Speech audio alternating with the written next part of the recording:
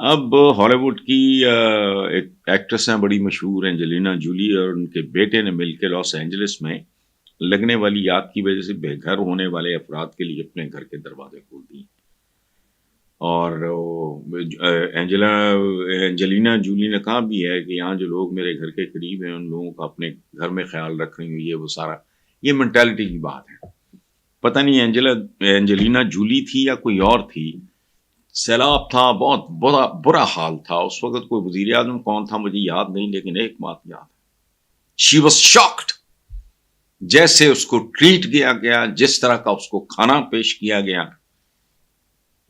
پتہ نہیں اینجلینا تھی یا کوئی اور، مجھے اب یاد نہیں. اس نے باقاعدہ دکھ کا اظہار کیا تھا بعد میں. تو اس طرح کی بے غیرتی وہ ہمارا سیاستدان نہیں کر سکتا. آئی ڈونٹ نو اس وقت پرائم منسٹر کون تھا، لیکن یہ بی اس معاملے میں بہتر ہے اور بہت بہتر ہے. تو ہمارے ہاں کی وہ ایکٹریسز ظاہر ہیں they can't be compared, level ہی اور ہے، کلاس ہی اور ہے، دنیا ہی اور ہے. لیکن بہرحال یہ ایک جیسچر ہے جس پہ اپریشیٹ کرنا چاہیے. حالانکہ کرنے والی بھی کوئی اور ہے اور جن کے ساتھ کر رہی ہے وہ بھی کوئی اور ہے. ہمارے وہ کوئی جسے ہم کہتے ہیں برادر فلانا ڈمگانو، ایسا تو نہیں ہے، لیکن انسان تو ہیں. ایک بڑا خوبصورت جیسچر ہے. اچھا، آخری بات ہے، لاڑکانہ میں مفت سرکاری نصابی کتابوں کی کباڑیے کے دکانوں پہ فروخت کی ویڈیو وائرل ہوئی ہے.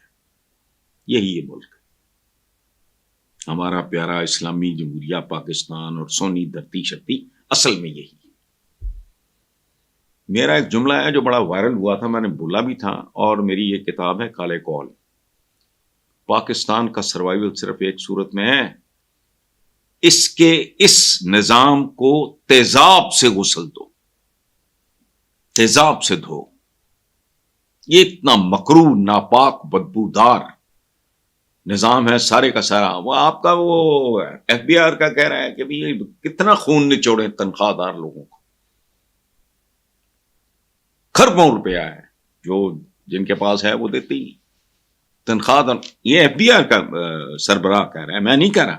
اچھا، اور یہ جو خبر ہے کہ کہتے ہیں ویڈیو میں دیکھا جا سکتا ہے کہ چنگچی رکشے پہ سوار دو افراد نصابی کتب اور دیگر سامان کباڑ کی دکان پہ لے جا رہے ہیں. اور اس موقع پہ ایک شہری پوچھتا ہے یہ کتابیں آپ کو کہاں سے ملی؟ انہوں نے کہا ہمیں تو نہیں پتا. اب یہ قطعاً کوئی انوکھی بات نہیں ہے، اچھمبے کی بات نہیں ہے، چونکہ اس ملک میں عوام سے لے کے علم تک کون سی چیز ہے جو ذلیل اور رسوا نہیں ہو رہی، پسپا نہیں ہو رہی. ہمارا سیاستدان اتنا ڈھیٹ، بے شرم، بے حیا ہے. گھوس اسکولوں کے لیے فوج کی مدد کی ضرورت ہے. تم لینے کیا آتے ہو؟ دوسری بات، کیا یہ وہ ملک نہیں ہے جہاں امتحانی مراکز نیلام ہوتے ہیں؟ بولو.